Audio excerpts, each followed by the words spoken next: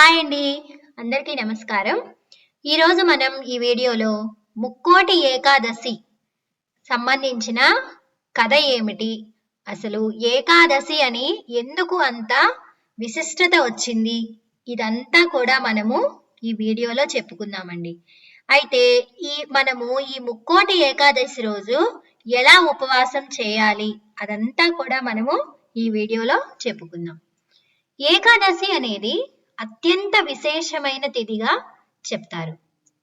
అయితే అమావాస్య తరువాత పాఠ్యమి నుంచి 15 రోజుల పాటు తిథులు అనేవి నడుస్తూ ఉంటాయి కదండి. ఈ 15 రోజుల పాటు తిథుల్లో మనకి 10 రోజులు తర్వాత 11వ రోజు అత్యంత విశేషంగా చెబుతారు. 11వ రోజు మనకి దశమి తర్వాత ఏకాదశి 11వ రోజు అనమాట. కాబట్టి ఈ 11వ రోజు ఏకాదశి అనేది, ఈ తిథి అనేది సాక్షాత్తు ఆ విష్ణుమూర్తి అంశ సంభూతము.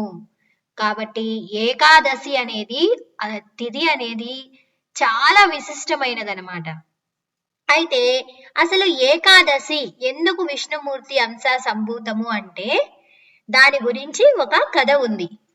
విష్ణుమూర్తి మూరాసురుడు అనే రాక్షసుడితో యుద్ధం చేసి అలసిపోయి విశ్రాంతి తీసుకుంటాడు. ఈ మూరాసురుడు నీటిలో పోయి దాక్కుంటాడు.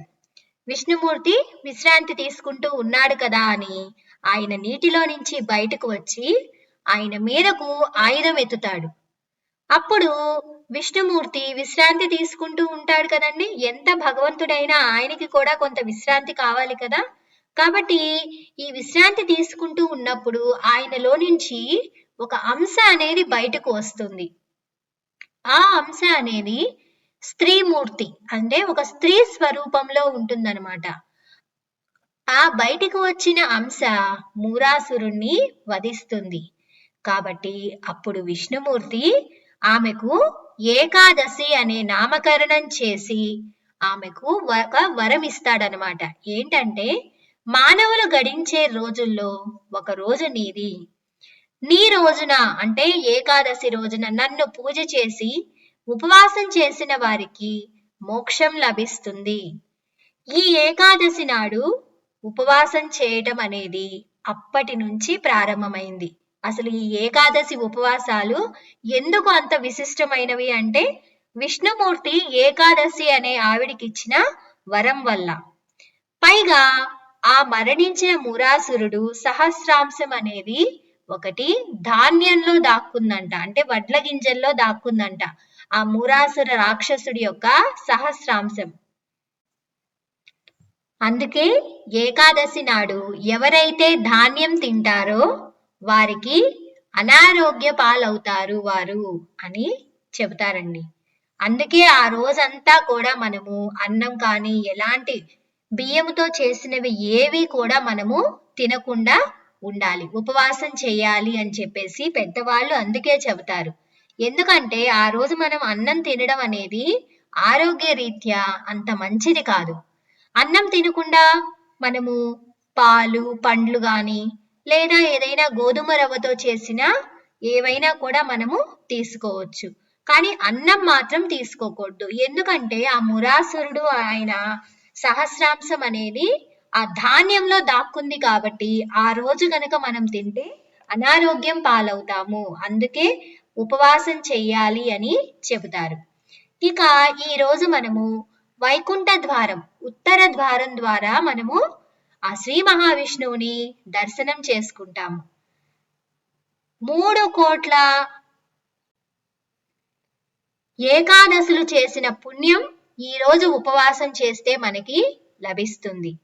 సంవత్సరం అంతా కూడా మనకి 24 ఏకాదశులు వస్తాయండి. అంటే నెలకు 2 ఏకాదశులు చొప్పున మనకి సంవత్సరం 24 వస్తాయి. ఈ సంవత్సరంలో మనం ఈ ముక్కోటి ఏకాదశి రోజు గనక మనం ఉపవాసం చేస్తే మిగిలిన 23 ఏకాదశులు కూడా ఉపవాసం చేసినంత పుణ్యం లభిస్తుందన్నమాట. ఈసారి ముక్కోటి ఏకాదశి అనేది శనివారం కూడా కలిసి వచ్చింది. కాబట్టి ఈ ముక్కోటి ఏకాదశి నాడు ఉపవాసం ఉంటే చాలా మంచిది. ఈ రోజు బియ్యంతో చేసినవి మాత్రం అస్సలు తినకూడదు. ఈ రోజు మనము భగవద్గీత పారాయణం చేసినా కూడా, లేదా ఆ విష్ణుమూర్తి నామస్మరణ హరే రామ హరే కృష్ణ ఆ విష్ణుమూర్తి నామస్మరణ చేసుకుంటున్నా కూడా ఎంతో పుణ్యం లభిస్తుంది. అయితే ఈ వైకుంఠ ఏకాదశి రోజు, ఈ రోజే భగవద్గీత బోధించిన రోజు, ఇంకా శివుడు హలాహలాన్ని తీసుకున్న రోజు, సాగరం నుంచి అమృతం పుట్టిన రోజు, అన్నీ కూడా ఈ రోజే జరిగినవి అనమాట. అంటే ఈ రోజుకి అంత విశిష్టత ఉంది.